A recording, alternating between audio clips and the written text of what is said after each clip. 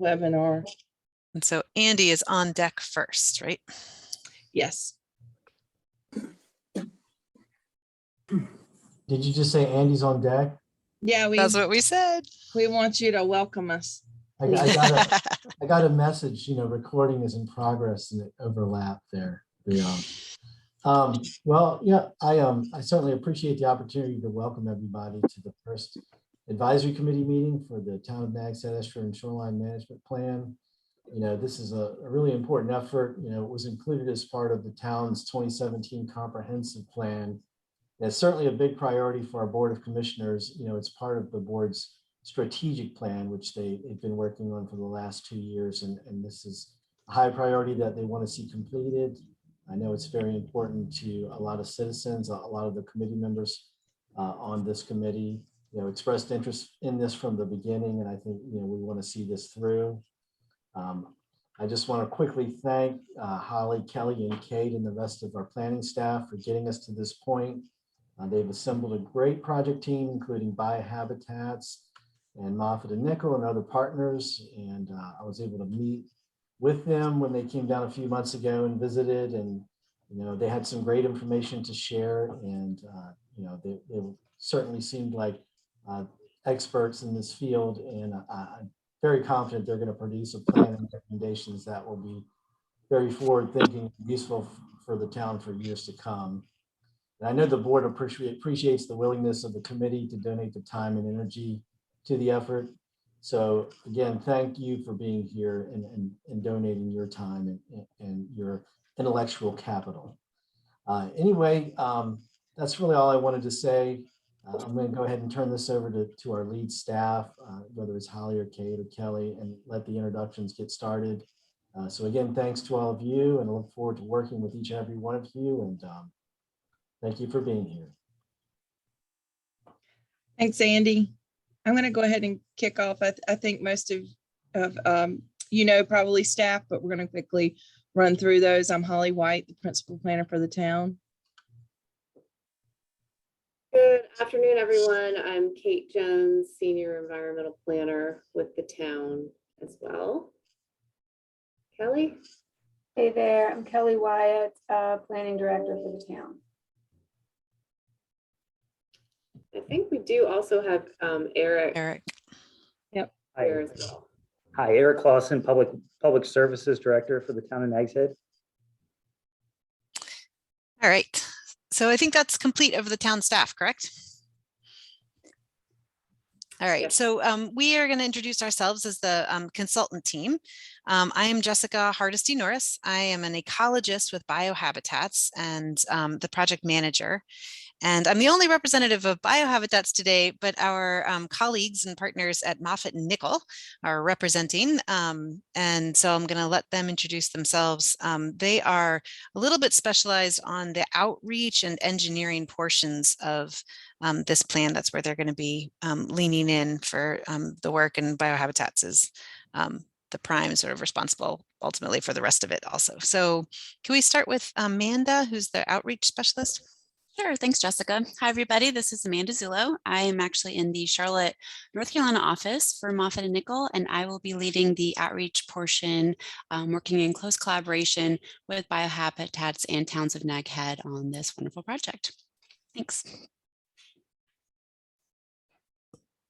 Dawn, do you want to go next? Yes, this is Dawn York, Senior Coastal Planner. I am in Wilmington, and we'll be working closely with our engineers and Jessica to support as needed through this project. So thank you for having us. And this is Jeff Sheldon. I'm a Senior Coastal Engineer and Vice President with Moffitt and Nickel over in Raleigh. Great, thank you. So we also want to get an introduction from the folks who are in attendance. And I know it sounds like a lot of you already know each other, but we're going to go ahead and go around the room on that. I will ask you to give us your name, and let's just quickly mention the best thing that you did outside on Nags Head, in Nags Head this year.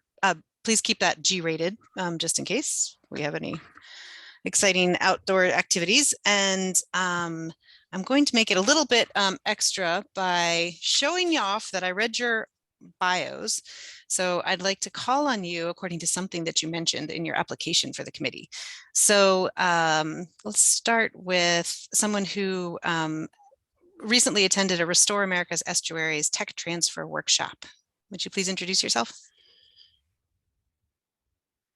I guess that's me, and unless somebody else went as well. So I'm on the committee as a Nags Head resident. I have environmental background in marsh restoration, installing living shorelines. I was a former park ranger at Jockey's Ridge, helped installing that shoreline there with the North Carolina Coastal Federation, and also had the opportunity to see overuse of the Soundside recreational area at the park.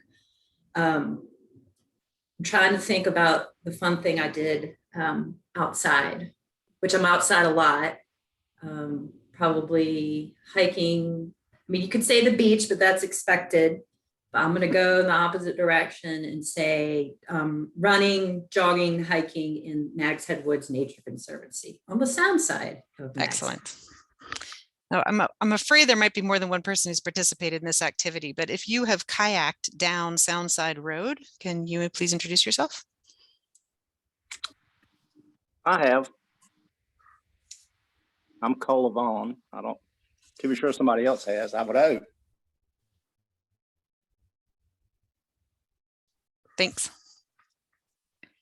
Should I add live on that or? Yeah, did you have something that you've done outside that you loved in Nags Head this year? I kind of agree with Ann. I think some of the most fun I've had outdoors have been either walking across Jockey's Ridge and along the Soundside in Jockey's Ridge State Park, or walking in Nags Head Woods. The other day, I took the dogs and we walked a couple of 100 yards through a wet marsh.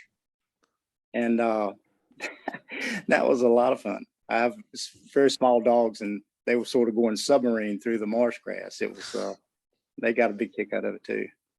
And it's just unusual to walk through a marsh, and I really enjoy it. I look forward to this time of year because it's a good time of the year to be able to do that type of activity without feeling like you might be risking your life. Right. Let's hear from somebody on the planning board. I'm on the planning board. There might be another person. I'm Molly Harrison. Been on the planning board for a couple years now. My favorite thing to do is I have a big dog who loves to paddleboard. He jumps on the front, I jump on the back, and we go up and down the Sound in Nags Head and visit all the places we love to go. That's my favorite thing to do. How about an engineer and design professional? You actually have two engineers, but we're looking for the one who doesn't also do water sports.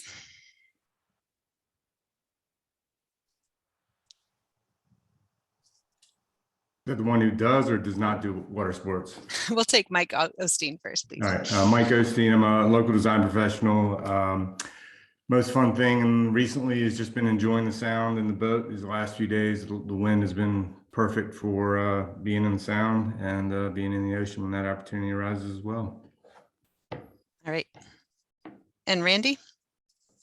Or sorry, Ralph? An engineer who also does the water sports.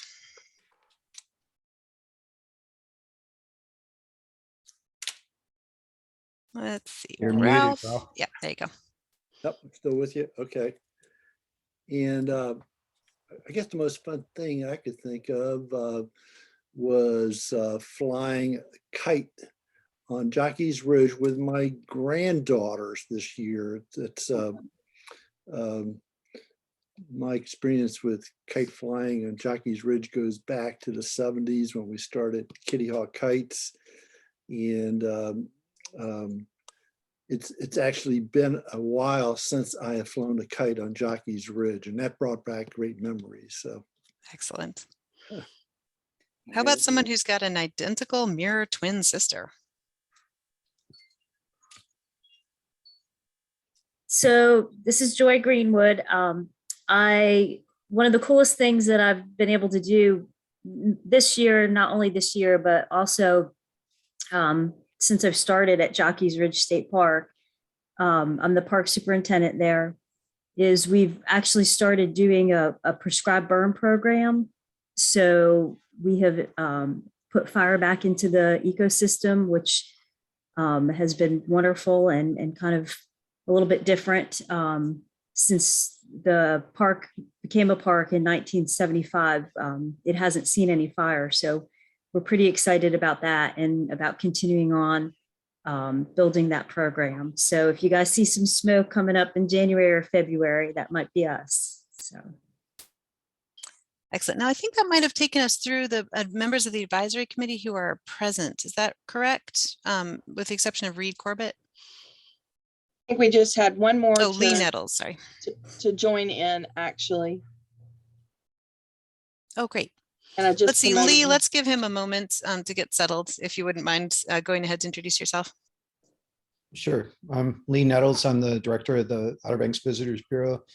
And I would say my favorite outdoor thing in a Nags Head is to try and catch a full moon rise. Oh, nice. So Adnan, I'm not sure if that gave you enough background, but we're running around the room introducing ourselves and just mentioning something that you like to do outside on Nags Head. And you might be the last one. Yeah, sorry, I was sorry, just clients and stuff. No, I mean, I love everything about this place. You know, I moved from DC about 2 years ago. So, you know, just being here is my favorite thing to do. I just, you know, I have to go back to DC, which is really annoying, but yeah, I just love being here. Excellent. Yeah, very lucky to be here. All right, so I want to mention just a couple things as we review what we're going to accomplish today and what we're going to get into. This is, as the first of 5 advisory meetings, this is going to be mostly a listening session for us. Or substantially a listening session for us. And so I really want to understand things that you're expecting and thinking about in relation to this plan. Holly and Kate have told me that this is an energetic group and that drawing you out and getting you to contribute and speak is not going to be an issue. So I hope that that's true and that people are happy to contribute. And as we get to the more open parts of the agenda, I will run through what that is. Let's see, Diane, we missed, I think just Diane. Is she up to a? Diane, would you like to introduce yourself to the group, please? Hi, I'm Diane. I think I know just about everybody. I work for the Visitor Bureau also. My favorite thing in Nags Head recently is doing a walk from Sound to Ocean on all the new pathways from like around the event site down to Jeanette's Pier and back. Excellent. So I've sort of skipped over intentionally Reed Corbett, who is actually going to be the first person on the agenda for the day. So I'll go quickly through a couple things about the outline or about the agenda and what we want to accomplish, and then turn it over to him because he has a conflict and needs to take off here in a minute. So we're going to kick off with a little bit of thinking about the scientific background or the understanding the underlying processes of how barrier islands are sustained and what might be going on in terms of causing and shoreline erosion from Reed, who's the native son for coastal North Carolina, and you probably know him as the executive director of the Coastal Studies Institute. And I'll bring that back into relationship to the plan for just a moment. And then we'll move on to the project overview and schedule with a little bit of I'll show you the Gantt chart and make sure we're clear on some of the big pieces of the project, and then ask for a little bit of discussion in light of your previous experiences in planning and expectations of this plan, and wrap up that section with Amanda Zullo from Moffitt Nickel, who's going to walk us through the outreach plan that's part of this project. And then finally, the last section will be, the last sort of discussion section is going to be thinking through the goal setting and priorities, and discussing the elements of the plan that are priorities for, you know, sort of different sectors and different folks on this committee, and then maybe reviewing the language and thinking about actually making the project goal statements. So just a couple things I wanted to cover in terms of logistics. There might be, I want to introduce the concept of a parking lot. So there might be times when we're sort of getting into an interesting conversation that we're going to have to table in order to stay moving through and making sure that we're making efficient use of everyone's time. And so we will revisit these things. We'll write them down and get back with you if we have to end up, you know, putting something in the parking lot for maybe deeper consideration by a smaller group or something like that. And I also just want to make sure that we that you give me some grace here as I'm trying to push us through like a pretty ambitious schedule. So please let us move on as we need to at the end of each of these sections. And I think that's about it. I'm going to go ahead and let Reed hit it if you are prepared to do so, Dr. Corbett. Always prepared, always excellent. Prepared. If I could share my screen. So I need whoever is sharing to stop sharing. All right. So first, hello to everybody. I certainly appreciate being a part of this group and have always enjoyed a wonderful partnership with the town of Nags Head. And I'm always excited to share some of our science with the town of Nags Head or anybody else that will listen for that matter. To follow up on the introductions, one of my favorite things this past year that I've done in the town of Nags Head was being lowered off of the end of Jeanette's Pier on a jet ski to do some of the work we are currently focused on a project called Waves to Water. Again, in partnership with the town of Nags Head, with a big event happening this coming April, where we will test 5 different articles off of the town of Nags Head in partnership with Jeanette's Pier and in partnership with Department of Energy. So I hope all of you will follow up with that, and there'll be announcements coming out soon. We're really excited about this opportunity, but not what I'm here to talk about. And so I've been asked to sort of give you a little bit of background on shoreline change. I'm not going to go into any detail on the greater Barrier Island geomorphology, but I will focus on what we're here to talk about, which is the estuarine shoreline. Feel free to stop me, ask questions, unmute, ask questions, maybe raise your hand, but I might not see it. So again, I want to answer questions as we go along. As Jessica mentioned, I do have a conflicting meeting that's actually happening right now. And so when I'm done, I actually got to run. But I want to address questions that you might have as you get into some of the further discussions that you will have today. And I'm certainly here to answer questions after the fact. Please just get in touch. All right, so this image I'm showing, I hope you see my screen. As I really do love this image of North Carolina. It's showing not just the topography, but the bathymetry off of our coast. And what's, one of the things that we talk a lot about here in Eastern North Carolina is how low-lying, how broad our coastal plain is. So you can consider this line here is an old shoreline. When you look between the brown and the lighter colors, this is essentially an old shoreline called the Suffolk Scarp. And all of this sort of to the east is very low-lying, less than about 4 feet above sea level.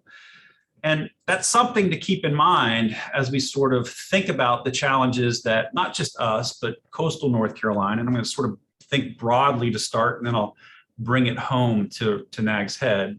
But let's just think about some of the processes, some of the challenges that we have moving forward.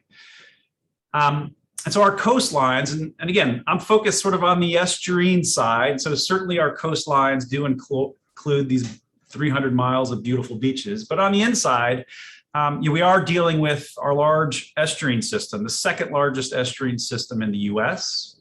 It does have significant marshes across the system. These marshes are really critical for the ecology of the system. Think about nutrient dynamics, water quality, right? These marshes play a really important role in maintaining the ecology of the system.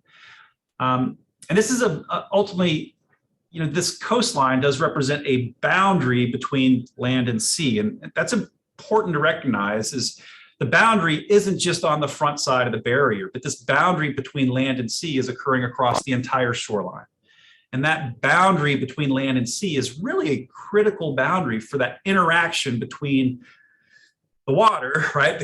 And all the ecology in the water and that land base. And what's interesting to recognize today is that boundary is moving. Shouldn't be of a surprise to any of you. Obviously, it's why we're here, but I think it's important to recognize that this boundary is moving. We often talk about and we focus a lot on that Atlantic boundary, right? We really focus a lot, we put a lot of dollars towards that particular moving boundary. But the fact is our estuarine system is changing as dramatically and sometimes as fast as the shoreline on the front of the barrier. And that is important to recognize. So, as this boundary is moving, there are other things that are shifting too. It might be that a marsh or rather a forest is shifting to marsh. Or, in a lot of our developed areas, well, either we're trying to harden that shoreline to prevent the shift, or, we are having some inundation challenges, whether it's yards or property. Right. So the fact is we need to recognize that these boundaries are shifting. There are very few shorelines across North Carolina that are not shifting. And that's leading to other challenges and things that we need to consider as far as adaptation, mitigation, moving forward. And so we need to think about the time scale at which things are shifting and then move appropriately. So as these shorelines shift, regardless of whether you're on the inner banks or the outer banks, the processes are very similar. And so again, we could talk about as I get into this, we could talk about shorelines along the Albemarle Sound versus what's actually occurring in Nags Head. The processes are very similar. The rates are very similar. And likely some of the adaptation or mitigation would be similar as well. And so I think it's important to recognize that we do have partners across the state. This is not, we are not the only ones facing this challenge, and we're not the only ones, although, Nags Head is, in my opinion, is always on the forefront of moving these sorts of initiatives forward. And I really appreciate that. But there are other communities around North Carolina that are facing this problem and trying to think about solutions. All right, so this isn't a new problem. And what's interesting is, often what we'll think, and, when I talk to some of my social science colleagues, it's, no people, no problem, right? We've seen shoreline change in North Carolina, coastal North Carolina for centuries. It's been, it's certainly been mapped for centuries. And so a lot of the changes we're dealing with aren't new, but the fact is our landscape is extremely different today than it has been in the past as well. And we need to recognize, I have a few geology colleagues that think we shouldn't even be on the barrier islands, right? And the fact is we're here. And this is an incredible community, and we aren't going to simply walk away from it. And so we need to think about how we can adapt moving forward to some of these changes, how we can mitigate some of these, and in fact, how we can think about these as opportunities for growth in our communities. All right, so first we need to recognize that a shoreline is not just simply a shoreline. Every shoreline is different, and the way we approach changes on these shorelines is likely different depending on the type of shoreline we have. And so oftentimes, and I always want to throw these numbers out there, oftentimes when we think about shorelines, particularly when we're talking outside of a community like this, is when we speak to shorelines or shoreline change, people automatically sort of tune into and think about the 300 miles of beautiful oceanfront shoreline that we have. Well, the fact is it is 300 miles, it is changing, but we have 12,000 miles, 12,000 plus miles of estuarine shoreline throughout North Carolina. And those shorelines, as I mentioned before, are changing almost as fast and certainly as important, if not more important, than the 300 miles of ocean shoreline.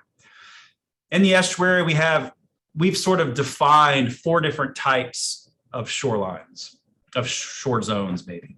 And you can see those here. So swamp forest, and this is not a big type of shoreline that you have in Nags Head. Marsh, sediment bank, so you can think of many of the beaches or sandy shorelines that we have on the sound side of Nags Head, and those shorelines that are modified. And modified could mean anything from a vertical wall or some sort of revetment or even a boat ramp, right? All of that would be modified. So any way that we've essentially tried to slow an erosional process or have developed a shoreline would be considered a modified shoreline. And so what our group has done has sort of, at least initially, has worked with the Division of Coastal Management to really have a better to define the shoreline for North Carolina. And again, this would include Nags Head. And you can't really look at change if you don't have some point in time to base that on. And so what we did with the Division of Coastal Management is we digitized the entire shoreline for North Carolina, right? So 12,000 plus miles of shoreline has now been digitized, working with the Division of Coastal Management twice for North Carolina. And other locations we've digitized multiple time steps, but across the entire North Carolina coast, we've digitized it twice. And that data is actually freely available through DEQ, and you could probably look it up through the Division of Coastal Management. And so this is the kind of, what you see here is sort of the kind of information that we collected. And so we've actually, what's called heads up digitization. You know, we had a sweatshop of students sitting in front of monitors and basically clicking and clicking and clicking along these shorelines. And then we would attribute those shorelines. You know, what sort of shoreline is it? Is it modified? If it is modified, how is it modified? Right? We did that throughout North Carolina. And we also included any docks, right? And so we have a great database of the shorelines from 2 different periods, docks, bridges, anything along the coast. And so you can start, you know, having 2 different periods in time, you can start looking at change. So when you look for North Carolina, I mentioned we have 12,000 plus miles of shoreline. And then again, we've defined that. One of the things I want to point out for North Carolina is that in North Carolina, when you look at that 12,000 plus miles of shoreline, actually only 5% of our shoreline is modified. And we should actually be really proud of that. If you look at Mobile Bay, for instance, more than 40% of Mobile Bay, their shoreline has been modified. And so we're doing really well in protecting our shorelines. Although it depends on where you are. There's really some areas where it focuses a lot of that change. And that's actually really interesting to look at and understand the processes in those areas. If we sort of move a little bit closer to home, right? So looking at Dare County, I don't have this specific for Nags Head. We didn't do it at that sort of level. But if you look at Dare County, we have a little bit more modified shoreline, about 9%, dominated by marsh, some swamp forest, and then some sediment bank. So that's the estuarine shoreline defined for Dare County. So within Nags Head, and in fact, we've done this for all of Dare County, one of the things we did as part of a project a few years ago is we actually digitized multiple shorelines, right? So you can see here, the different colors represent a 1949 shoreline, green represents 1974, red represents 2012. And recently, and as part of this project, we've actually just digitized the most recent shoreline, which I think was 2021, might be 2020 actually. And so you can see, you know, zoomed in area of that shoreline, how your shoreline has changed over the last, 60 plus years. But with this sort of information, you can start looking at how the shorelines have changed, right? You can calculate rates of change and begin to understand areas, hotspots of erosion. Some of those you will have recognized just because you might have lived along one of those or just seen those changes over the last decade, or some cases less than that. But this will allow us to understand the shoreline on a town scale, those areas that are changing significantly and maybe areas that you want to focus some of your efforts. So this allows us to sort of understand that change. And when thinking about shoreline change, there are certain areas that you should probably focus on that are part of why that shoreline may be changing more, right? So the type of shoreline, you'll often see a relationship between the type of shoreline and how much it's changing, whether it's a marsh or a sediment bank. Certainly new shorelines that have been modified, you might see a reduction in erosion, right? That's why we've modified it. The elevation, the land elevation, right? So do you have a significant drop in elevation right at the shoreline? Do you have sort of a cliff face along the shoreline?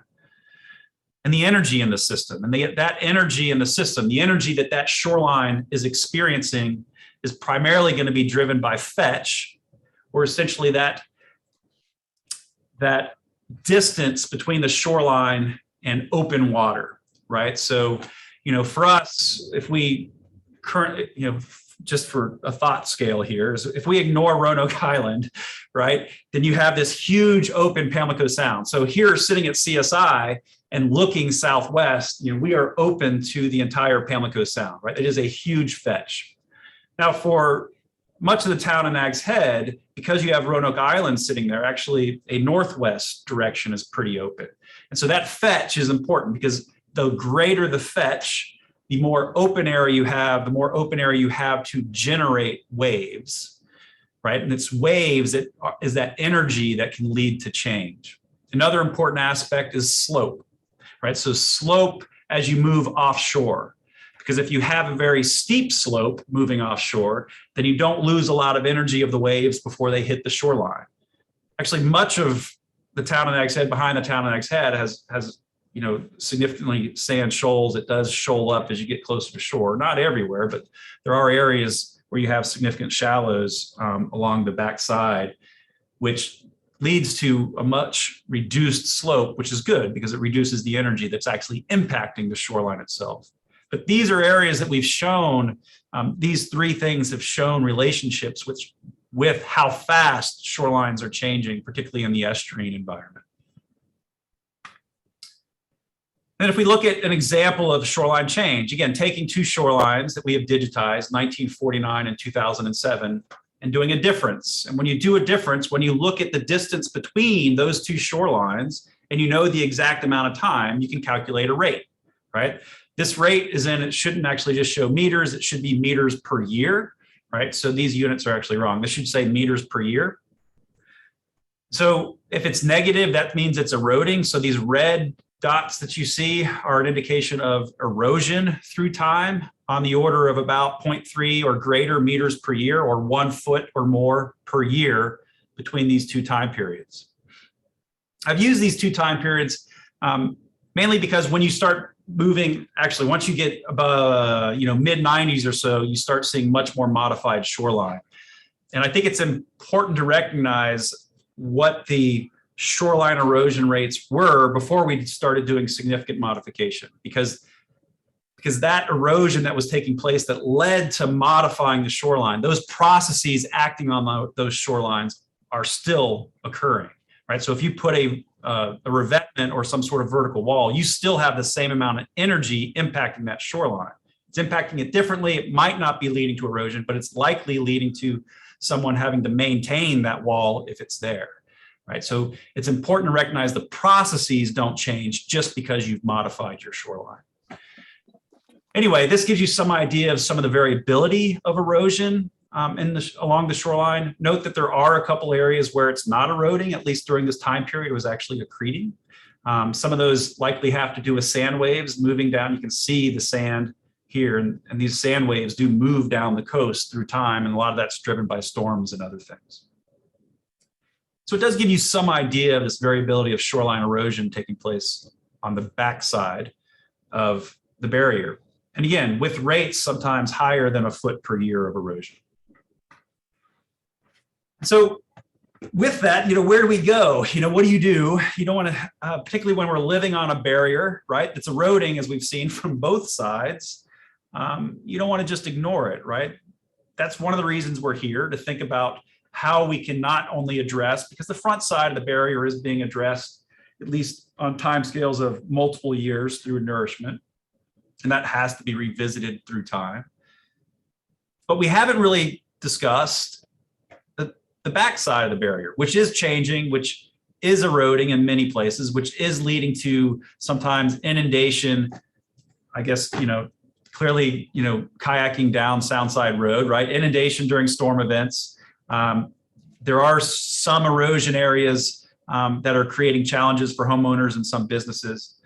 And so I'm thrilled that this is being thought about, that we are together collectively developing a plan moving forward. It shouldn't be ignored. There's a little arrow next to the microphone that if you click on it, should give you options for your speakers. Okay, microphone. Select the speaker. So anyway, so I think it's important that we think through what can be done moving forward. That needs to be done with the understanding that not all of our sound side is owned by the town of Nags Head. Much of the sound Soundside is private shoreline.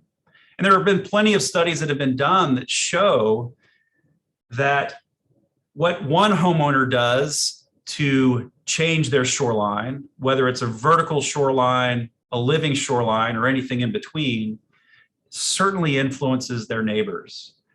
And one of the things that I'm going to end with here is that as we move forward, we need to think about how we might address some of the problems. Certainly where, right? That gets into these rates of erosion, where the impacts are really being felt, but also how. I think there's a lot of work and a lot of great studies being done that show that simply putting a rock revetment or a vertical shoreline is not necessarily the best way to go. One of the things that we've done here at CSI, we're on the shoreline too, and it's eroding. And our erosion in one of our marshes is on the order of 3 to 6 feet per year, at least it has been in the past. And so, we are working to try and address that, because although we love being on the water, we don't want the water under the building. So that is something that we are faced with as well. And we're looking at the best ways of doing that both reduce the rates of erosion, but maintain, and if not maintain, actually enhance the ecology of the system. So with that, it's important to sort of think about this spectrum, right? The idea of green versus gray infrastructure, right? And it is a spectrum. And, in the past, I would say that many public-private shorelines have focused more on this gray side, whether it's, again, a rock revetment, a breakwater, or a bulkhead.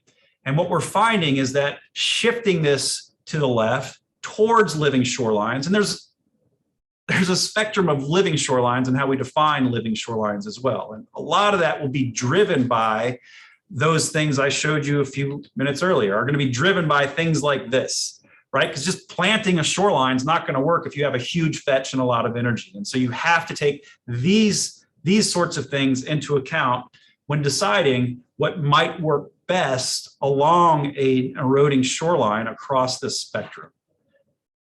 And it is a spectrum, and you should consider this full spectrum of opportunity, if you will, for how to address changing shorelines. From my perspective as a research scientist, really interested in improving our water quality, really interested in protecting our coastal ecology, I lean towards the left of this, not politically necessarily, but to the left of this particular image. So living shorelines have really been shown to not just reduce erosion, but they've shown to be, and sometimes less costly than the engineered solutions, because they do work through storms. And many times you don't see as much damage to the living shorelines during storms than you do some of these vertical shorelines. But they also enhance the ecology of the system. In fact, some of these sills can actually attract fish. And that's one thing that we have off of our shoreline, is we don't have a vegetation only, we actually have a sill sitting off of our shore. And so there are different ways of approaching this spectrum. And I think it's important to think about that spectrum and the implications associated with this spectrum. One of the things I already mentioned is that many shorelines are being hardened, right? So when you think about a hardened shoreline, that isn't necessarily on that green side of the infrastructure. The hardened shorelines are those sills sitting on the shoreline, those vertical shorelines. And we are seeing that expand across the US and in North Carolina when you look at some of the new permits and things. I think what North Carolina has done in the last 2 years, 2.5 years, has been to make it as time efficient, as costly, or I don't know if that's the right word. It doesn't cost more to put in a living shoreline than it does a vertical shoreline. It doesn't necessarily take any more time to get the permits now. It used to take a lot longer. It doesn't take more time to get the permits associated with a living shoreline versus a vertical shoreline. And so what it's doing is opening up the market a bit, so you can really start thinking about what is the best approach to address erosion on your public land or private land. and thinking about that and sort of talking through that through meetings like this with your neighbors, and not just automatically approaching it as the only way to solve my problem is through a modified shoreline through an engineered structure. It may be the answer. I'm not suggesting it's not the answer for some locations, but it should be in a full portfolio across that spectrum. And that's what I hope you will think about as we move forward. So that's what I had. It doesn't cover all the geomorphology of Outer Banks, but it's really focused on the estuarine shorelines. I'm certainly here to answer questions and want to be as much help through this process as I can. So thank you. Thank you so much, Reed. I've gotten several messages about just how valuable this is, requests for your presentation, and we really appreciate your time. I know you have to go over to your other meeting. Do you have time for one or two questions if there's one from the advisory committee? Oh, yeah, you bet, you bet. Okay. I'm going to just encourage you to speak out if you have questions for Reed. Yes, I have a question, Ralph Buxton. Great. And my question is, now you said we've got a really significant land feature, Jockey's Ridge, that may be affecting the shorelines also in terms of feeding sand, if you will. Sure. And obviously there's been a lot of development over the years that's affected the migration of sand into the sounds. But Reed, are you monitoring that at all? Are you, is that part of your studies? Or is anybody that you know of monitoring the sand that is moving into the sound and how that could help or hurt the shoreline situation? So Joy can maybe speak a little bit to who's monitoring the sand on Jockey's Ridge, but I don't know that they're able to address the question of how much is potentially leaving Jockey's Ridge and entering the sound.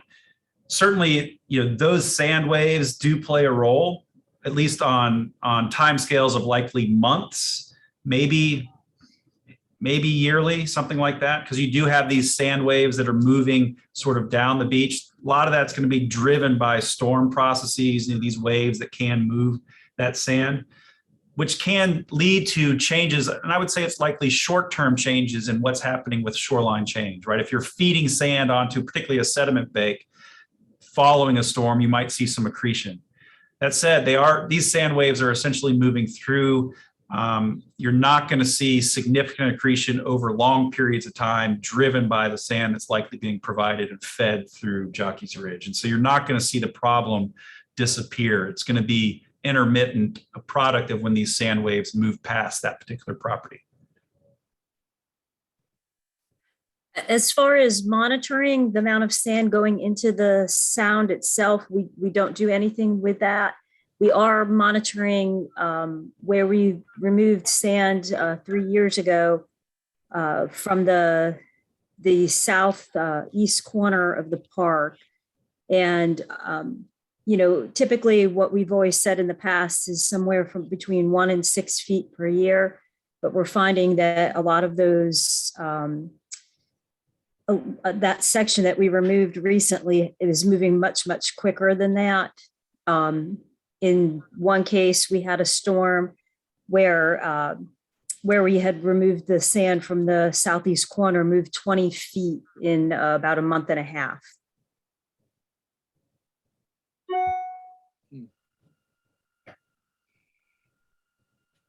Cole, you're muted, Cole. I'm unmuting you. There you go, Cola.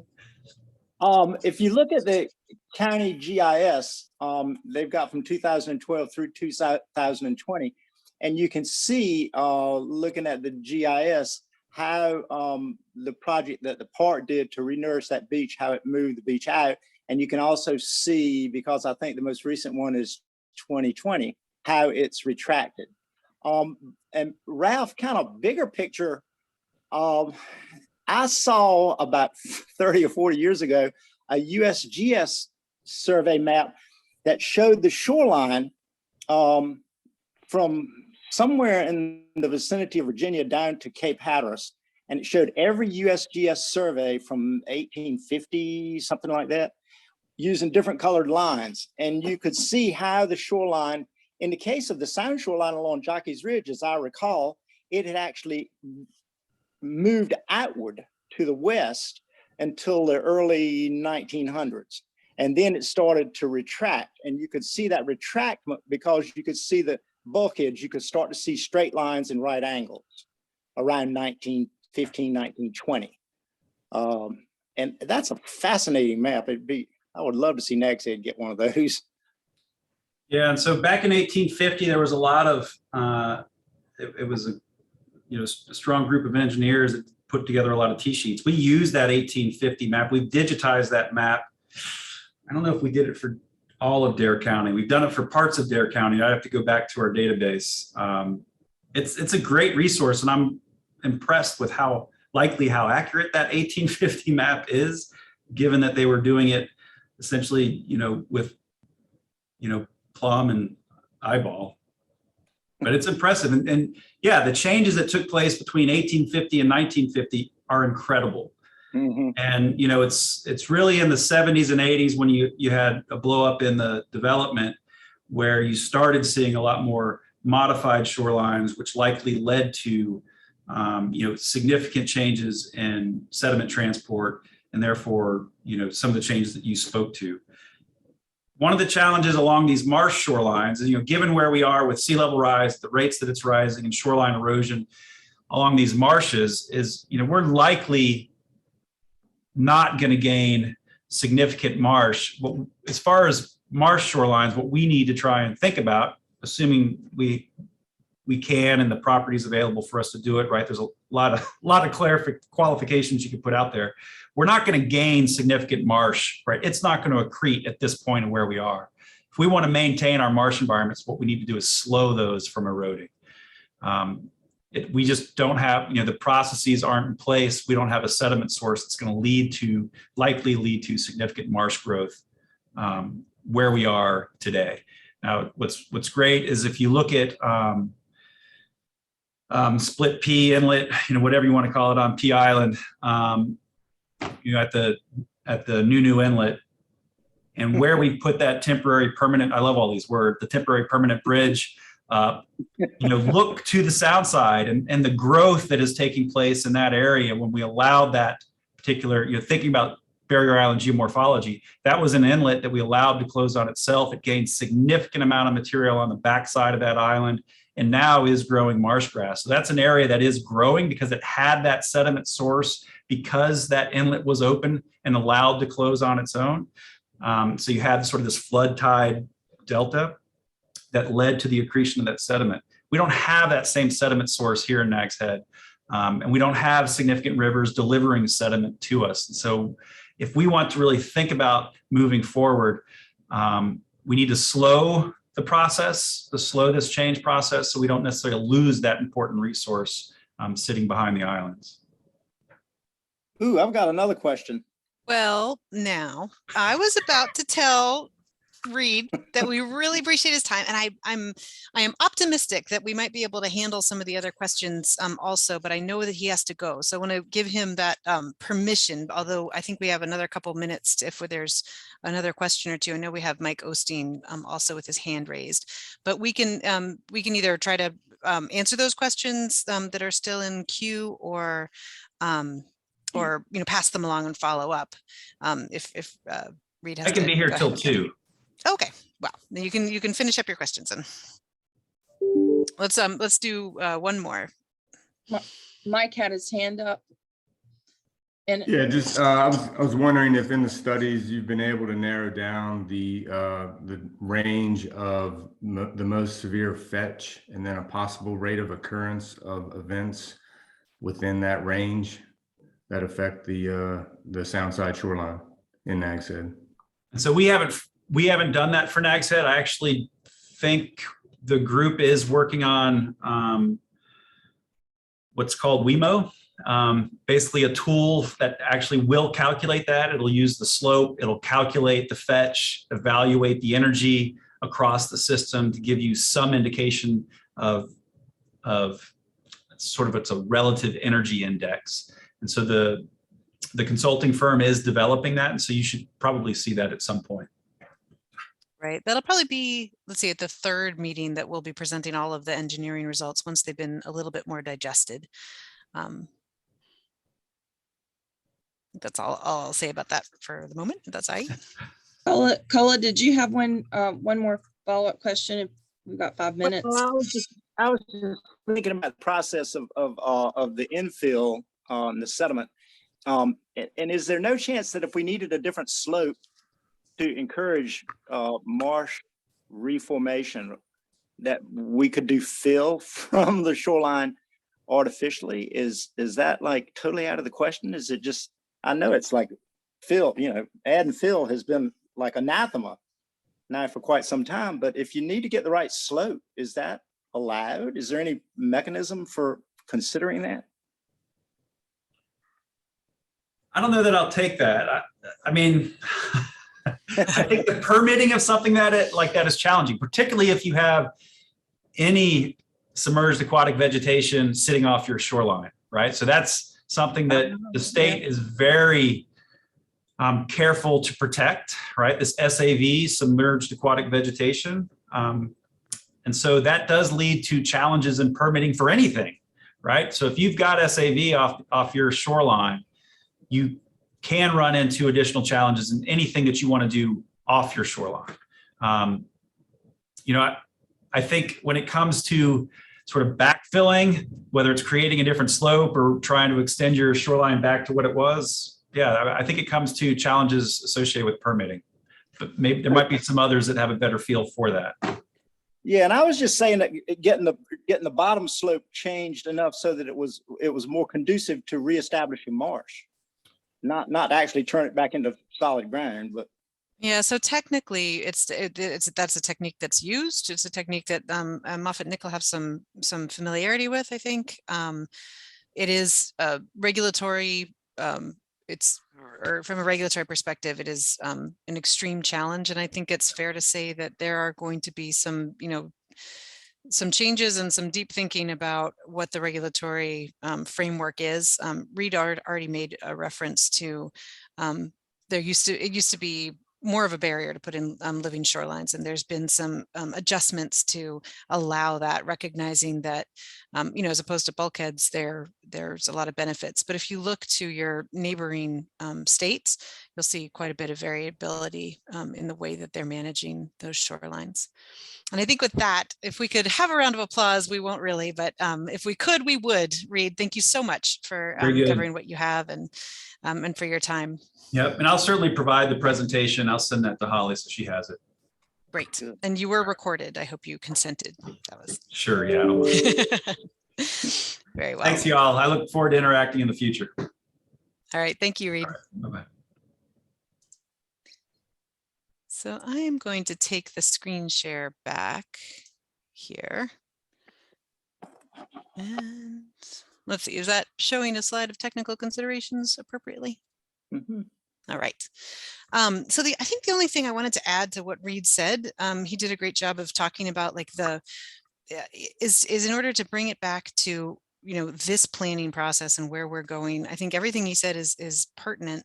There's one addition I would make, which is that in addition to sort of the engineering and stabilization as a planning project, and with the broad constituencies that are present and interested in what's in this sort of approach in the estuarine shoreline of Nags Head, it's important that we're also considering in this planning process, we're looking carefully at some of the softer assets that are offered by the shoreline in terms of recreational access or view sheds or the feel of it. And so I just want to add that the engineering approach that we're taking isn't just the numbers, it's also thinking about some of the values really that we have for the estuarine shoreline or that you have. And the other point that I think I wanted to make just in wrapping that up is that this plan doesn't actually have a lot of really close like analog precedents, like not in North Carolina, not in the country. And so I just wanted to mention that before we move on to our next section, that in a lot of ways, a lot of people are going to be looking to the way these decisions come about and what the recommendations are. I just think that's an important lens to have on this project, because this is not cookie cutter. It's coming, it's novel in a lot of ways. So while Reed was giving his presentation, I think we might have been joined by Louisa Farr and Mike Kelly, partly just to make sure that you're good at unmuting yourselves. Would y'all mind unmuting for just a moment and introducing yourselves to the group? Hi. Yeah. Okay. I think I'm unmuted. Can you hear me? Yes. I'm Louisa Farr. I am an occupational therapist at Spring Arbor, and I own a piece of land in Nags Head on the water, and very interested in this topic. Thank you. And Mike? Hello, can you hear me? We can. Okay, I'm a resident of Nags Head for 51 years, and I've had property on the water for approximately 37 or 38 years at a variety of, at two different points, and one a commercial portion and one a private portion, of which I have a home now that I had for 20 years without a home. So anyway, thank you very much, and I apologize for letting Christmas get in my way. You're welcome anytime. All right. So for the next section, we're going to look at the sort of a little bit more of the nuts and bolts of the production of this plan. And I wanted to have a little bit more, sort of feedback and interaction from y'all on some of the experience, but I'll introduce that discussion section after, if I'm not sure if it's Kate or Holly, but we had the town of Nags Head was planning to just place this a little bit more in the context of the recent planning events. I know that a lot of you have been, very active in the things that sort of led up to this, but I want to give them the floor for just a moment to talk about how they see it. Sure, I'll kick that off, and Kate can jump in and we can bounce back and forth if needed, if I leave anything out. But Jessica was right in saying that some of you have been involved in the efforts, previous efforts that the town has worked on. The first time this Estuarine Shoreline Management Plan came up as an idea was during our discussions with the VCAPS work back in 2015 and our comprehensive planning effort. And so the action item to take a strategic look at our shoreline was identified as far back as 2015 during those processes, and it was formally adopted through those planning efforts in 2017. And staff pursued a grant, which this is a grant funded project. So it's $75,000 in grant funding from NIFWIF that are assisting the town to hire a consultant and do this planning process. And so this has been a long time in coming, and we're really excited about it. And to have identified this project through community input and now to be able to follow it through. I think the thing that makes this pretty unique, and Jessica kind of hit on this, some of our other communities have done living shoreline work, but we're trying to take more of a big picture, holistic look and step back. And Reed highlighted some of the science behind our shoreline and really trying to understand the science of our shoreline in order to make informed decisions about how we manage it in the future. And I think that's what makes our project a little bit different. It's just not an implementation on the ground project. We want to be strategic about how we're doing this from a big picture perspective. So it's exciting that we're getting to kick this off. Kate, do you want to add anything? I think that's great, Holly. I was just going to add that, while this project has been, it's been kind of a long time coming. We have been approached by private citizens who we work with a lot on, how to move forward with handling some of their shorelines. So I just want to say that a lot of this as well is kind of grassroots and people just reaching out and asking, and also the Coastal Federation, obviously, working with partners and people on the ground. And like Holly said, we wanted to take a step back and really have a plan, think through the science and a lot of the data behind this, and make sure that when we do identify projects, they're going to be a good fit, and also provide tools for homeowners to help them along in this process. And we're really hoping that this can do that. So back to you, Jessica. All right. Let's see. So I think I wanted to briefly review what the overall project schedule is, and I think this should be available to anybody on the advisory committee. So maybe I'll gloss over it just a bit. This is sort of a little, the chart, I wanted to offer it for completeness. This might be a little bit of insider baseball, but this is actually sort of the way that our expectations are shared with the town about when we'll be working on various things. And I'm particularly going to leave any discussion of the advisory committee and the outreach to our sort of next segment of this meeting, which is going to allow Amanda Zullo to run through sort of a complete version of the outreach plan and who it is and who it affects.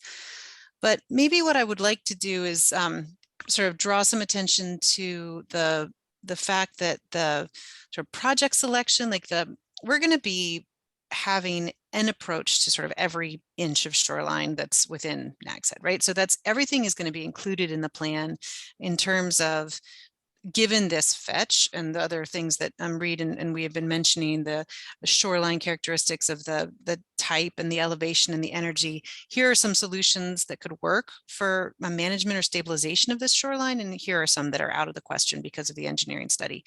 And that will cover the entire area, but we're going to drill in and really focus on pulling out some places where you might be able to, instantiate, start building or looking at these solutions in the short term, in a shorter term and a midterm. And that really isn't going to kick off. We're not going to be deep into the selection process until next summer.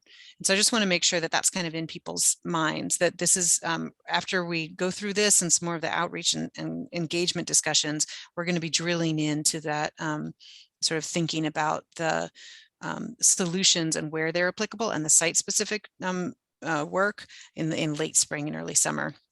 And this will all be wrapping up at the end of 2002. So just to keep in mind that timeline.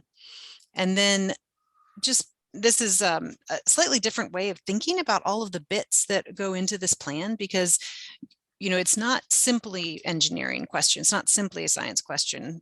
There's some other issues about the regulatory, feasibility was something that we've already talked about. There's an important component in all of our minds, I think, about inviting the public in, to offer, to express what's most important to them about the way that the estuarine shoreline is managed, especially on the public lands. And it's also an opportunity to get some of those messages from what Reed was just presenting widely disseminated, so that this becomes, a common knowledge to people who are living in this system. In addition, the hard engineering we sort of talked about. And then there's this other aspect towards the end of the project where the visualization and the plan itself is meant to be able to, very specifically and directly sort of tee up grant writing and opportunities, so that you can clearly express, this is a project we want to do, this, how much money it's going to cost, and this is how we're going to move forward. So what I'd like to do is just thinking a little bit, I know a lot of you are active in the VCAPs and have been doing this kind of work in your private and public lives. I'd like to just open the floor for a little bit of commentary about what you might see as a key to the success of this plan. What is striking to you? And this is sort of feeding into the closing piece of our work today, which is to really think about some of the goals and prioritizations.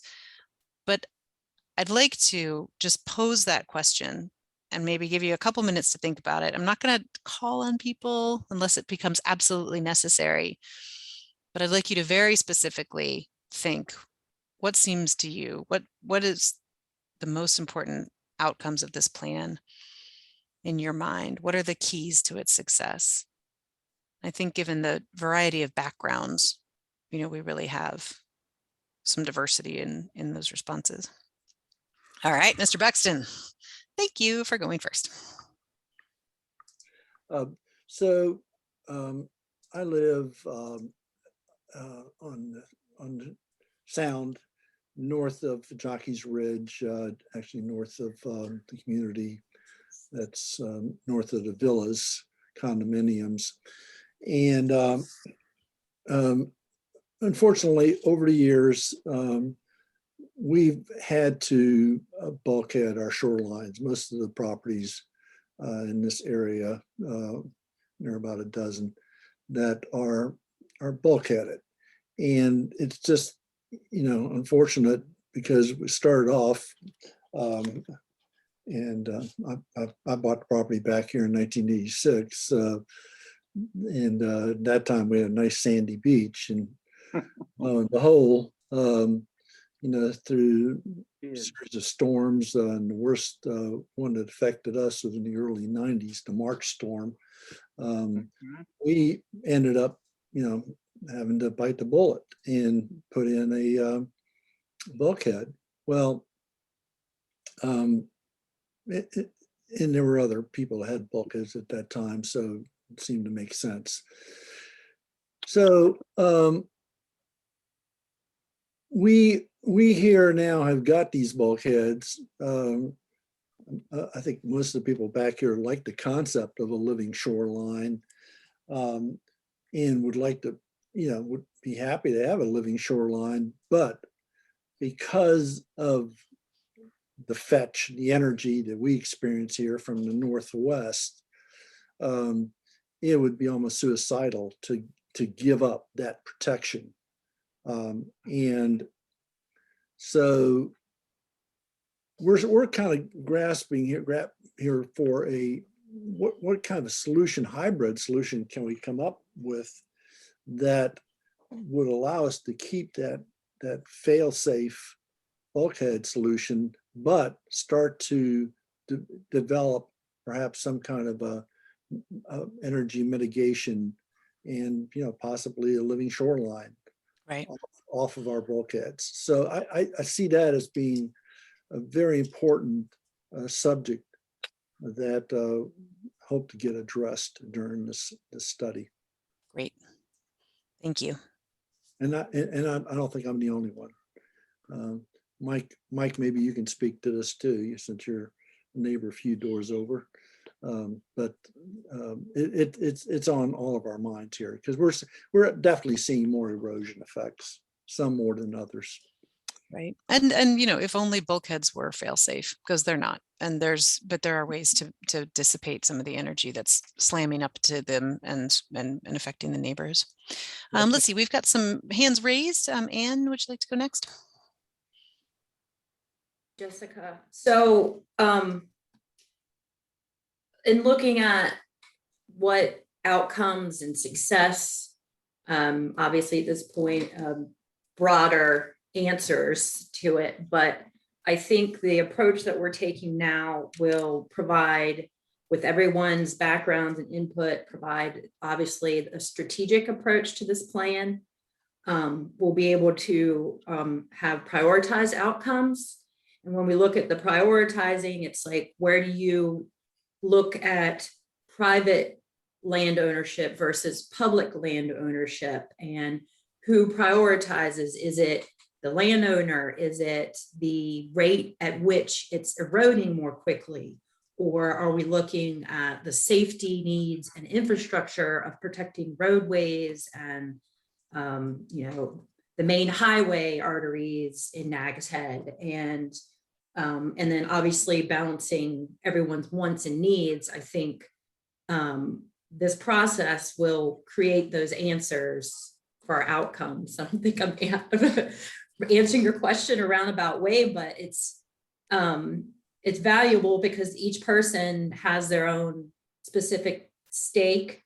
I'm not a waterfront property owner, but I utilize the public shoreline. So, a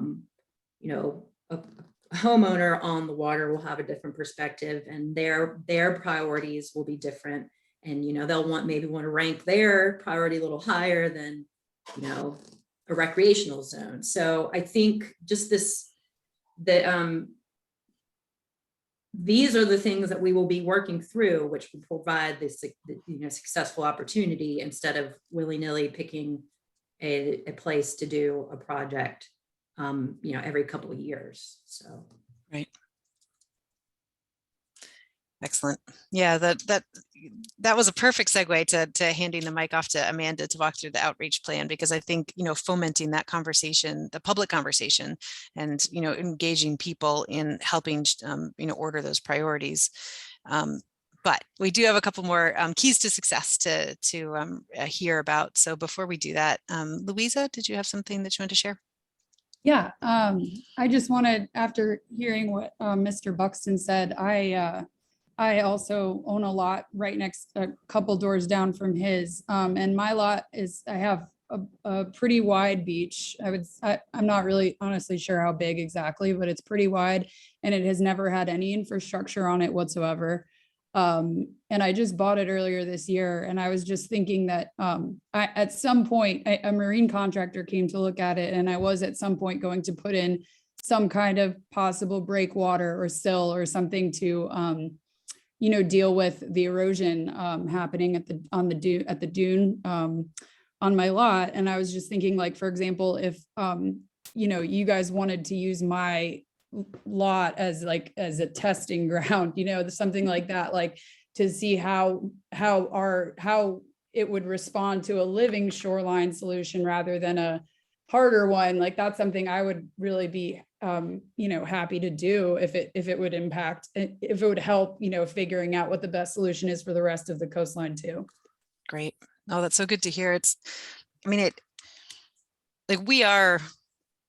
Reed was saying, I'm not going to tell you there's never a bulkhead solution. And I would of course say the same thing, but we are advocates for pushing the edge of the envelope on how we're dealing with this, because for too long, it's been too easy to do things that are not really expressing foresight or innovation or creativity. And that is central to, what we want to see this. We want people to look at the ideas and some of the projects that are in this final plan and say, wow, this is the kind of work we need to be doing. Yeah. Let's see. So Amanda, I think you're on deck. Is there another comment about just sort of a key to success? We will have another bit of time, about 20 minutes towards the end. I don't know how to raise my hand, but I'd like to say. Oh, please do.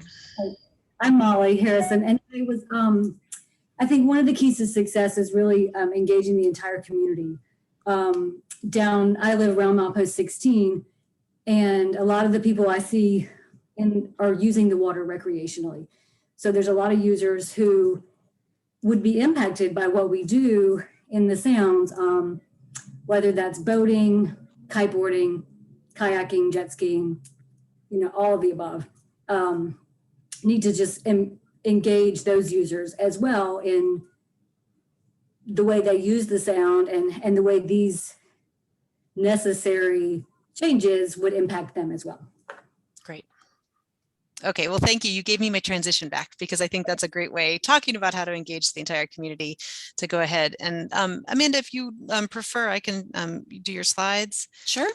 Okay. That works great. And Molly, thank you again for that comment. It actually was the perfect segue to talk about how, this plan, even though, we've been working with the town of Nags Head on developing this outreach plan over the past few months, we really are trying to be mindful of this plan impacting the entire community and all the necessary audiences and users that it will be affecting. So we created a couple of slides that just extract out some of the key highlights from the outreach plan and want to share that with you all today. This slide in particular just kind of on a quick glance highlights all the different roles of the various players. So for instance, on today's call, we have the town of Nags Head. Holly and Kate will be co-leading this effort from the town on the outreach side. Jessica is with us today also and is leading the effort on biohabitat side. I will be playing a role as part of the outreach plan, but we also have Don and Jeff on our team who will be helping support the effort from the engineering side. And then we have, everyone here today from the advisory committee, and, you all are key players. You're chosen for your skill sets, but keeping that in mind, there are other players at this table that we want to consider. To Molly's point, in addition to the technical experts like Reed, who is with CSI, that did a wonderful presentation earlier on this call.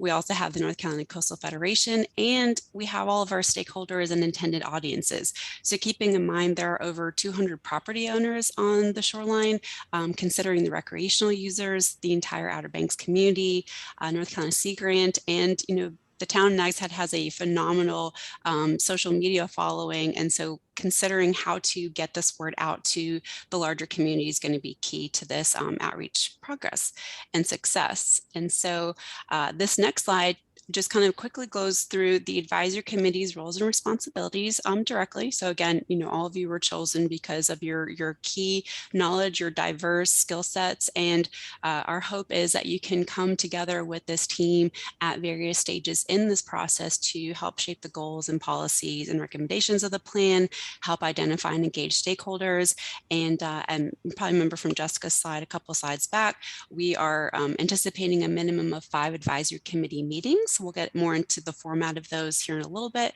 but that would be wonderful if you were able to be part of those 5 meetings.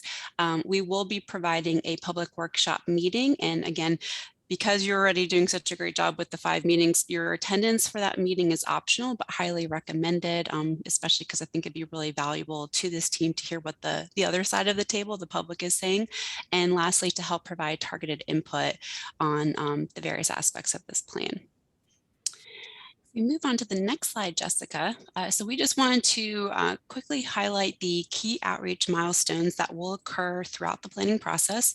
The tasks number on the left are associated, and you'll kind of see how those relate back to the different task items and the schedule in the process. So, as part of leading up to the closeout of 2021, we've already developed the outreach plan, which is part of today's discussion. We're hoping to get some feedback from you all on that. We've developed and worked with the town of Nags Head on the project website. Obviously today we're having our first advisory committee meeting, and additional, we are going to be developing a public information fact sheet, which will go live in tandem with the website before the end of the year. Moving into the next task, we will hold the second advisory committee meeting, and that will focus on land use findings, the spring outreach efforts, and the survey review. Following that, in the early spring and early summer, or I guess late spring, early summer, we'll have a series of 2 advisory committee meetings as well as 2 survey efforts. So those will all really help to start drive that typology and project selection, which is why it's the most time intensive from a survey and meeting effort. And then we'll conclude the project in the late fall, early winter, I guess, with the final presentation. And leading before that, we'll have the final advisory committee meeting where we'll present the draft presentation to you all. And I believe on the next slide, it goes even further into the analysis of what is going to occur in each of the advocacy committee meetings. So we are anticipating this is the schedule. We'll obviously, develop the date, and maybe it'll adjust as the project moves forward, but right now we're anticipating these are the 5 advisory committee meetings. And again, the format will fluctuate. For instance, today we're virtual, possibly in February we'll be in person, and each of these meetings will either be led by the consultant team or the town of Nags Head. So depending on the material presented, we'll be collaborating and co-leading these initiatives with you all. And the tasks on the right side of the screen do a quick highlight of what is going to be happening in each of those 5 meetings. And finally, this group is one key in the overall effort. In order for this outreach plan to be truly successful and to reach the broader audience, it's really going to come down on advertising and marketing, and really just driving the Nags Head community to these outreach deliverables and to the messaging that we're creating. So we'll have the 5 meetings with the advisory committee. The town has already been working on developing the project website. We'll have that public workshop meeting and the fact sheet that I mentioned. 2 surveys will be launched at those key points in the spring. Additionally, we'll be developing a social media and email campaign to help, again, broadcast and inform the public as to what is going on, how they can play a role, how they can be part of that workshop, as well as how they can take the survey and how they can share their feedback with this team. And lastly, our hope is, we're going to be working with the town on, what other tools that we could use at our disposal. So whether that is broadcasting information through local newspaper or press releases, if we need to develop any printed outreach material, how those could be positioned planned, and placed accordingly throughout NAG's Head. And possibly, we're going to be doing this for over a year. So hopefully COVID won't be causing any issues next year, but it'd be great to have some in-person outreach events that could align with other key community events that perhaps the town can go out, set up a table, and just be open and transparent in the community so people can come and engage with the team on this effort. So that's all we had right now. And then I think Jessica, on the next slide, I don't know if you want to discuss the outreach discussion now, or it looks like there's some links coming up through the chat. Yeah, I think Holly was, so when you mention like a planning process or a document, she's making sure that the links are in the chat so that they're perfect. part of the record, and to make sure that folks are following along. Great. But I do think, I'm not sure if we want to go back to one of those slides. I kind of assume there might be a little bit of question or discussion about the outreach, or people might want to throw around, ideas or thoughts that they had, or things that they've seen work well. So I don't want to quickly move on from that. We're still looking about 35 minutes of meeting time, and I think we will have an adequate time for the goal discussion. So I would encourage anyone, if you want to revisit or ask any questions about the outreach approach. We can circulate that document after the meeting for everybody to take a look at it in more detail. Sometimes it's hard to digest large amounts on the fly, and we can certainly take any email comments too that you might have on that.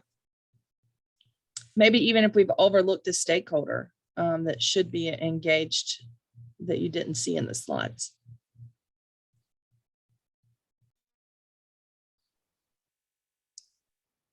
Yeah, that'd be great. I know Jessica was trying to be mindful of time, so I was like, I'll just kind of run through this as quickly as possible. But if Holly, if you're able to share that outreach plan with that advisory committee, that'd be great. And again, I believe it's still open for discussion. I always feel like our outreach process is evolution of a planning process, right? So it's what we've suggested. It's not necessarily set in stone. I believe things will be evolving and changing as this process continues.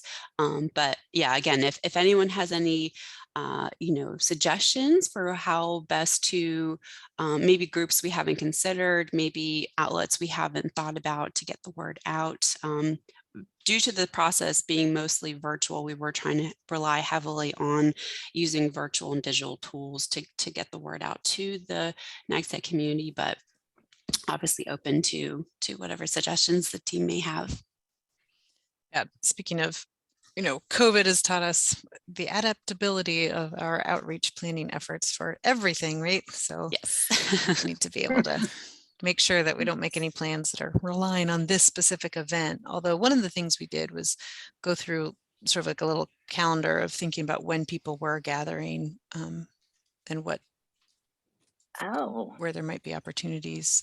That's probably going to be like the consultant team. That's going to be a collaboration with Holly and Kate and the town staff and planning to make sure that we are both we provide the appropriate materials, but we might not be staffing.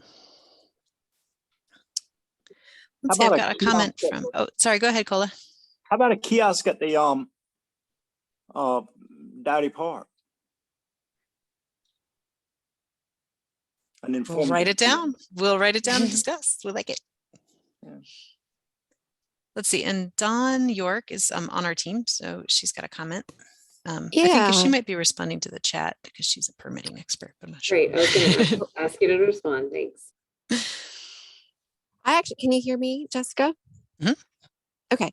I actually had just two thoughts I wanted to share. One, and I don't recall seeing in the website content whether or not the list of advisory members or the advisory committee members are listed, and whether or not they would be okay with sharing, with the town perhaps sharing their email and being kind of a resource in addition to the consultant team and the town, having the advisory committee be kind of a local in the community resource if folks do have questions, neighbors, friends, family, as someone that they can reach out to and just maybe ask some questions, and certainly can share those with us as well. But just wanted to put that out there.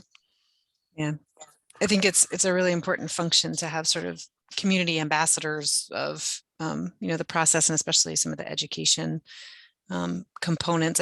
That was one thing I skipped it a little bit in the responding to Reed's presentation, but I was going to think about, or maybe in a follow-up email, ask if there were things that were particularly striking or valuable, because y'all are going to be our best barometers of the things that are important to communicate and emphasize and reiterate in terms of the education as well as the input part of this.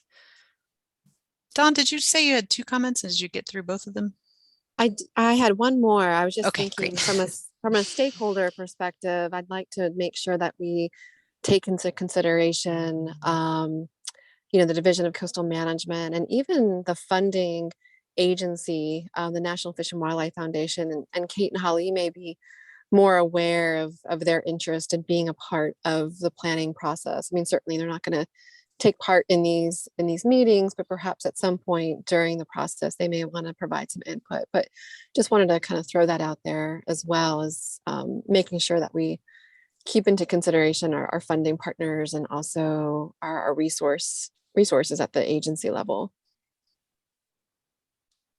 Holly, did you want to mention we're going to be talking about this project at the conference coming up? Yes. And then Louisa had a good comment. Oh, sorry. Yeah, no, you're fine. But we have been invited to, there's a community of practice, and we've been invited to make a presentation to that community of practice in January, to kind of talk about our planning effort as far as nature, but they're looking at nature-based solutions as tools for resilience. And so we'll be making a presentation to that group.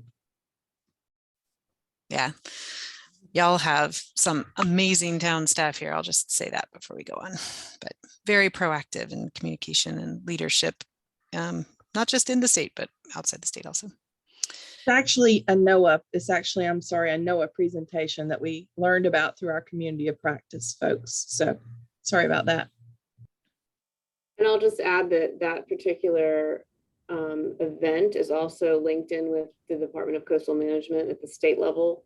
So some of their employees running the event are dual DCM NOAA kind of employees. So we're definitely communicating with DCM early. And I know as we move forward, we want them to be involved and keep our communication open, especially when it comes to permitting.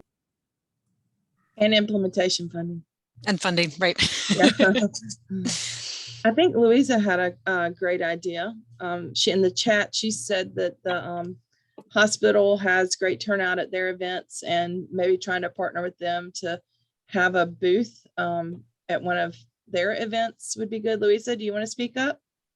Sure. Yeah. Sorry. I just know that the hospital, the Outer Banks Hospital, has like really great marketing, and they always kind of, they just always have great events, and a lot of people show up. And I think if we could maybe just sort of piggybacking a little bit on their events, why not? I mean, I feel like there wouldn't be a reason necessarily for them to say no, and it just could be a good way to get the word out there. Excellent. A lot of times when there's tie-in to like physical activity and recreation, that fits in very well with the health community too. Not just in terms of feet, but also thematically. And Jessica, I was going to say, since we'll be having this process through spring and summer of next year, I know I keep thinking back to Molly's comment about the recreational users, and if there's any type of community events or, I don't know, like festivals or tournaments or something in the Sound, that'd be kind of a nice little plug-in to have a booth or table set up at those events and kind of reach the audience right there on the spot too. Mm-hmm. So we're kind of just really quick also. Sorry. Go ahead. I was just going to say I'm a kiteboarder, and there are also plenty of there are sometimes random kiteboarding events too, and that would definitely be relevant, and I think a good spot to talk about this, because a lot of those people are really interested in preserving the sound, and because it's our recreational spot. Yeah, definitely. I'd like to say one thing. Am I being recorded here? I can't tell if I'm speaking. Can y'all hear me? Yes, we do hear you, and you are being recorded. I just couldn't tell if I didn't see my microphone come on. One thing I think that could be beneficial is for anyone in a neighborhood where there's affected neighbors. I mean, obviously all the neighbors can't be in these meetings, but if we could have some talking points or some literature, like I could pass out to my neighbors, because I know I have neighbors who are interested in what's happening in this committee. If I could have something that's easy for me to hand out to them and explain to them simply, because they're probably not going to go online and read all this information, but if I could have some talking points to give to them, it would be helpful. And I imagine that anybody else in the neighborhood that's being affected could do the same. Yeah, Molly, that's great. We're going to be developing that project information fact sheet, and the expectation is it'll have some basic information for the public on there, inclusive of when the meeting will be occurring and whatnot. The surveys also, there'll be a QR code on that, and that will be able to link to the project webpage. So I think the talking points is great. I don't imagine everyone's going to be able to remember the talking points, so we're hopeful that the the outreach material could be distributed by the advisory committee, and then all you're helping to do is basically bring people back to that website with the fact sheet, helping to provide those bullet points for you. So great idea.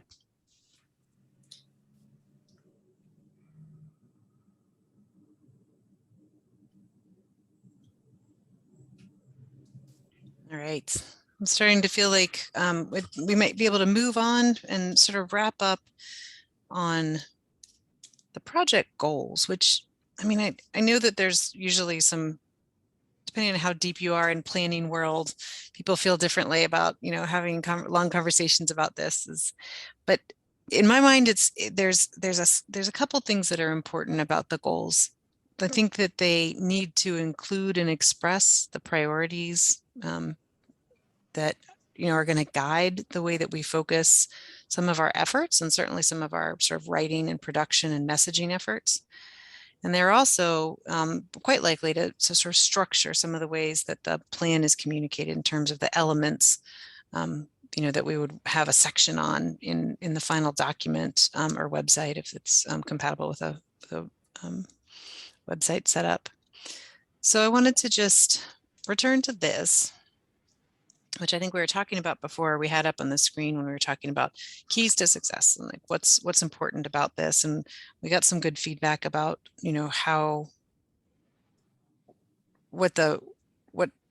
what are the keys to success about the outreach, and about the careful consideration of existing bulkheads, and ways to soften, reduce energy, and address some of the benefits of living shorelines, but once there is a bulkhead in place, which is certainly something that we've heard about and been thinking about.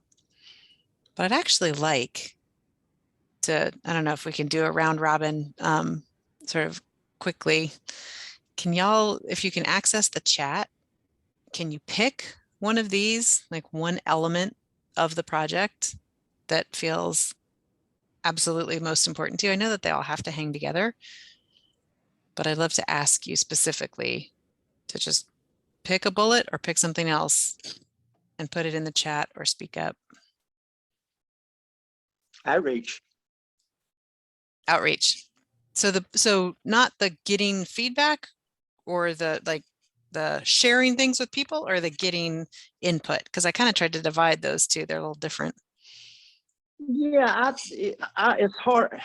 I think it's hard to separate those, and I think that for outreach to ultimately be successful, we're going to have a project that is visibly successful, at least something that's highly visible that is successful. And that's going to be kind of tough, because you're not going to be able to show success short term, really. Well, yeah, y'all seen Jockey's Ridge, right? Sorry, say it again. It's not like beach renourishment. You put 200 feet of sand out on the beach and everybody can see it instantly. In fact, we got a lot of complaints from vacationers that the beach was too wide now. So we're not going to be in that situation on the sign, but we want a project that's going to work. And And we want the community, we really need everybody to be on board. Yeah. And I think keep thinking back about the oceanfront renourishment and boy, that was some tough sledding for a while. And now you really have to search to find somebody that doesn't think that was the greatest idea since round wheels. But at the time, there were a lot of people that were really against it. So I think outreach is really going to be important. Joy, you want to respond to the idea of the success of a project? I was going to chime in with a little. Yeah, I can talk about that. So presently, the oyster living shoreline that we have on the north edge of the park has had some success, and actually the vegetation back behind it is filling in pretty nicely. The oyster reef part of it wasn't quite as successful as we had hoped, and now we're working with the Coastal Federation to implement. We've finished with the design phase, and now we're going into actually getting working on trying to get approval to put in some pieces of granite to kind of make that breakwater off of where the oyster beds or the oyster bags were. And so we're working on that right now with Coastal Federation, and we're hoping to have that implemented hopefully within the next year. And so I think it's a great tool for you guys to be able, and it's easily accessed by the general public. And we can also, if you guys want to, set up dates where people could come and actually look and see how it's working and the effectiveness of it. So I'm willing to work with this group and this, this group of people to actually set up that, to show people an example of a successful project with the living shorelines. And I think that may help gain some traction with some of the local people to see how it has worked. So Cole, I didn't want to skip over or jump on your comment, but I did want to make sure that we, keep in mind that we do have this example locally. But I think, what you're saying is also, oh, sorry, go ahead. Yeah, Joy's brought up a great example, and there are a couple more in this neighborhood, some of which are about 40 years old. And that oyster shell project up there towards the north end of the park has worked. It needs to be tuned up, but it's worked. Yeah. And that's going to be, actually, that's an important thing that we've been talking about in terms of education, is that there is maintenance. I mean, it's not like a bulkhead where you have to tear the whole thing out and put it all back in, but there is, these are ongoing. They're living as systems for the, if you're talking about living shorelines. And so they should adapt and deal with over time, but it's not completely, free of concern afterwards. Well, while we're on this subject of examples, I believe isn't there somebody from the Village of Nags Head participating on the advisory committee?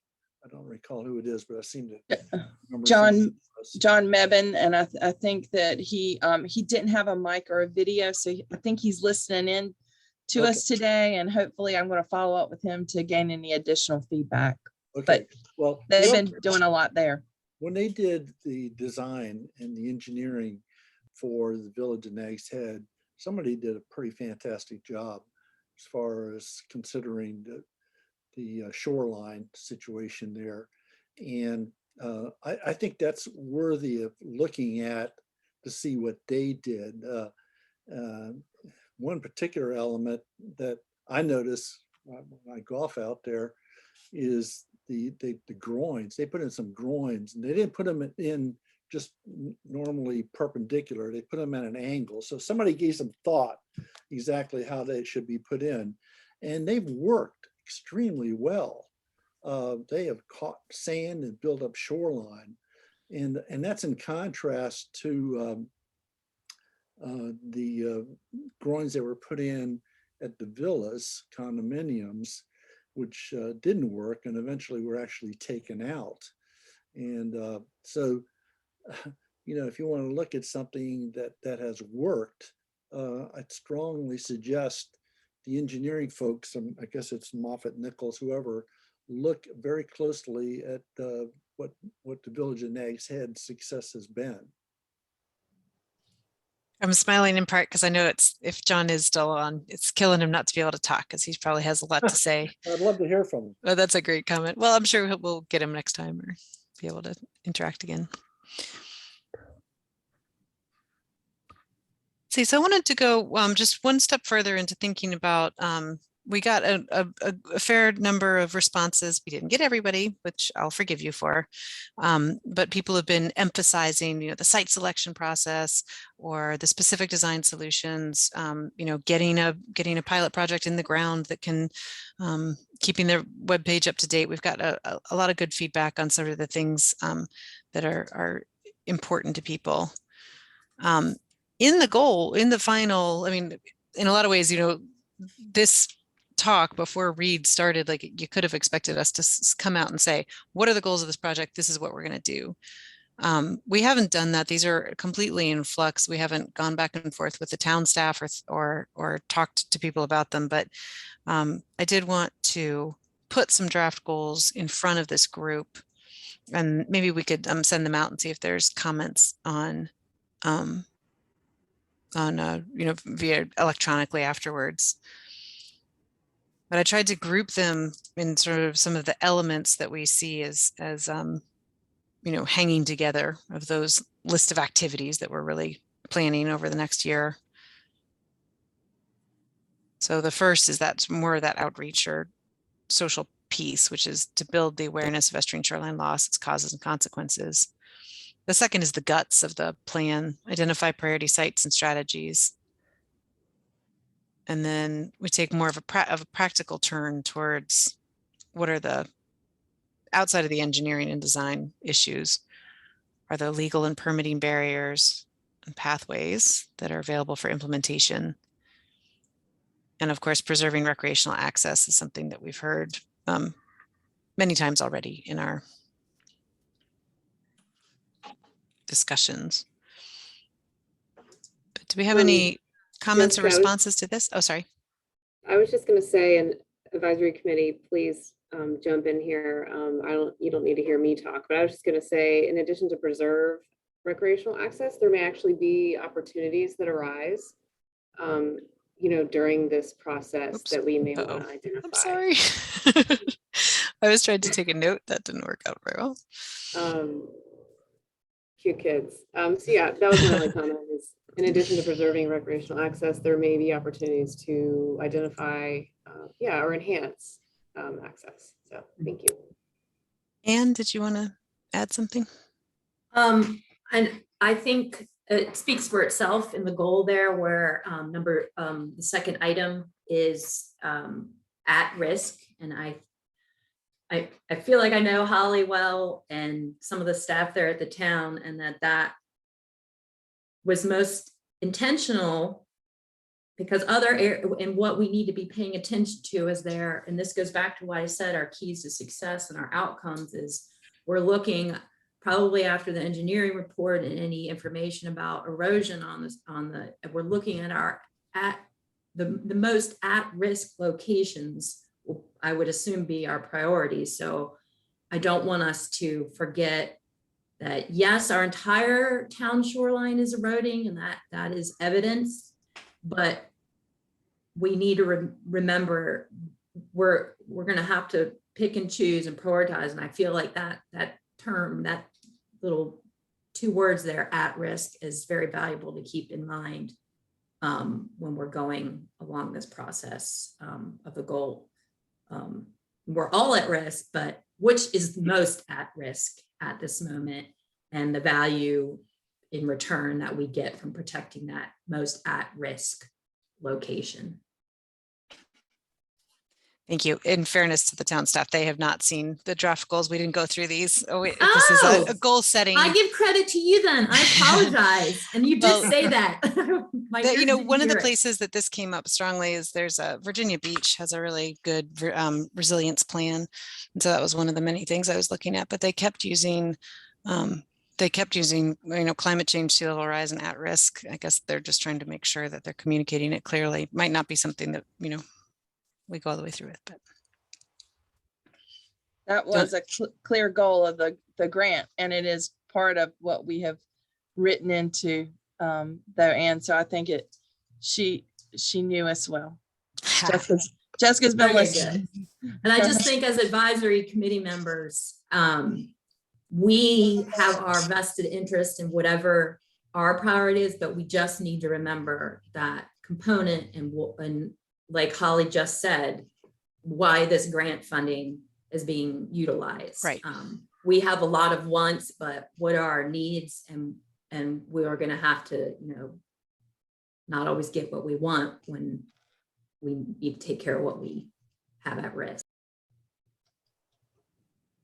I'm kind of confused. I'm not sure, or maybe another way to look at it would be, what are the conflicts? I'm having a hard time figuring out what somebody's gonna weigh ahead of something else. It's the whole Sound Shoreline. Especially if there's any hope at all of preserving it in anything approaching a natural state. Yeah, let me say what I was hearing and then let Anne clarify if she wants to. But what I was hearing is that this is a bad way to go about this, but one way to do this is to say, like, where is there money for partnerships? Where is there, where is there a willing person? And let's just go call that the low-hanging fruit and go out and plan those places and start doing those piecemeal, rather than having like one comprehensive strategic plan that's going to lay out a rationale for sort of what goes first and what's a high priority.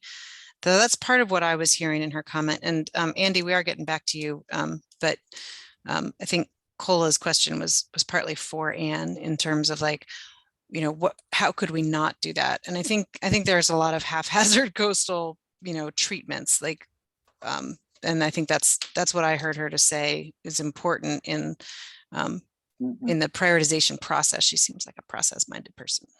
Daisy. Yes, well said. Cola, we can have a drink over it if you need to discuss further. I want to go. Fun. I'm looking forward. And I'm not, and it could, as a non-waterfront property owner, the way I express that could offend a waterfront property owner. But that's not to say that your waterfront property is the most at-risk portion of the shoreline. So I'm not like already trying to battle private property owners versus, it's exactly what Jessica said, that we're looking at the entirety, we're going to be prioritizing, and then, exactly what Jessica said and explained. I don't mean to come out too harsh in no, that's a good point. The way I express those goals. Yeah. Andy, you entered your comment into the chat, but did you want to elaborate a little bit? You're talking about the prioritization of infrastructure, or you wanted to see those words in here more? Well, I guess I was just trying to, it says identify strategies to protect the estuarine shoreline. And so, just trying to clarify that, you're protecting, what is it you're protecting? You're protecting the shoreline, just to protect the shoreline itself, but what is the shoreline protecting? Right. Mm-hmm. It's just a way to think about prioritization.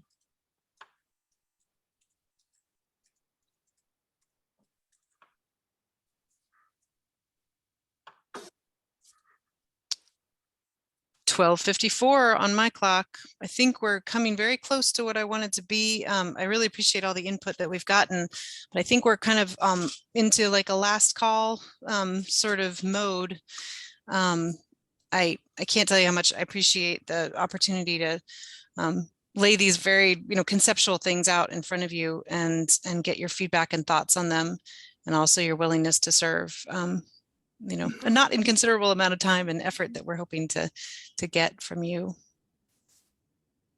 I think that there was a lot said today which was exactly what we were hoping to get out of this. So it's been a productive meeting from our end. I know it's a little bit sausage making from your side, but we'll be delivering a little bit more technical content and having sort of specific, like, what do you think of this, mode of communication and this expression in the future. So thanks for being with us at this high level stuff as we get down to the nuts and bolts of where and when and how later in the process.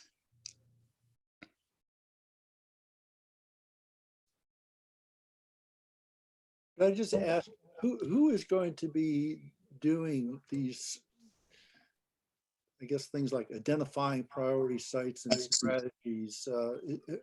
Which firm that's involved here is going to be doing that? Boy, I'll distinguish our firms a little bit if I can. Biohabitats has sort of a significant contingent of landscape architects and people who are, sort of specialized in the drawing and visualization of, and we have many fewer coastal engineers, but there's actually a lot of overlap between the kinds of work that we do and the kinds of work we like and the kinds of things that we get involved with. Moffett Nichols, considerably larger and has much larger projects under their belt. But we're in very close collaboration sort of throughout. So this is not one of those things where you have a sort of like a subcontractor and say, okay, they're going to facilitate these meetings, or they're going to run this report and hand it to us and we're going to do everything else. So there's going to be a lot of collaboration. But in terms of actually, so our idea is that there are some technical and scientific truths about, what is going to make a feasible project and what kinds of things are feasible where. And it is our job as the consultants to provide that information. And then if your question is about selecting sites, the process that we've identified is that we come forward with sort of technical specifications in an early stage, and that's the sort of the typologies that we've been talking about, like what's possible where, and that we can identify up to 10 candidate places where we see a feasible implementation could go forward within 3 to 5 years or within a decade. And then there's, through public input and the prioritization process, that's going to get narrowed down to 3 concept sites where the design team is going to drill in, more deeply with some support from Reed, who's going to be doing some measuring of the depth of the water and other things that they're really well suited to and interested in. And we'll present 3 concept plans, and those would be the ones that we're talking about, really trying to have teed up for, acquiring funding and working with partners. Is that an answer to your question, Ross? I wanted. And I think I heard earlier that you're looking at other states that what they have done and would consider strategies that perhaps aren't currently allowed in North Carolina, but have done well in other areas. Is that correct? That's really specific. A strategy that is not allowed in North Carolina. Maybe that certainly wouldn't get to the concept level, right? So the concepts have to be things that are feasible and able to be worked on, in a much shorter time frame. But would the report include, like, if we have a section on like barriers to implementation and we've got wind, or we think that something is, set to shift and a regulatory context, would we make sure that we called it out and said that, like, in the future, you know, this might become a viable option, and if so, it would be great here. That could happen. Is that an answer to your question? That might be a little vague, but Yeah, that helps, you know, just I was gonna, that could help us, but currently aren't permitted by regulation, but regulations do evolve, they do change, and hopefully that one might give an opportunity. they do change, and in this case, we know they need to. I mean, we know that there's some catch up, you know, to be done. Like by basically every state has some sort of flaw in its regulatory framework for these things. And we've worked in other states, so, you know, we're real aware of where some of those, how some of those changes came about. Holly, I'm sorry, did you want to jump in? yeah, I just wanted to go back and make sure that the committee understands that they will be a part of, I mean, yes, there's a technical component to identifying feasible projects, but the committee will be involved in the prioritization process of projects to some extent, and helping us understand. I mean, we've hit on it today, but what are our values for how we prioritize, what's important? I mean, you guys will be a part of that, forming those values and that we have in the plan and the discussion. And I think we hope it as a larger community that we'll do a survey that will vote on and participate in selecting project areas based on community input as a whole. So I think that there is some initial work that's going to be led and values set, but y'all will be a part of that process. I have a question. Can you ask it in a scope standpoint, like linear feet, or is there? Sorry, can you rephrase? Linear feet of shoreline? I mean, is it like, so if we start dreaming or thinking, you know, do we think in terms of how do we measure size of the project? Oh, that's a great question. Or the 3 projects?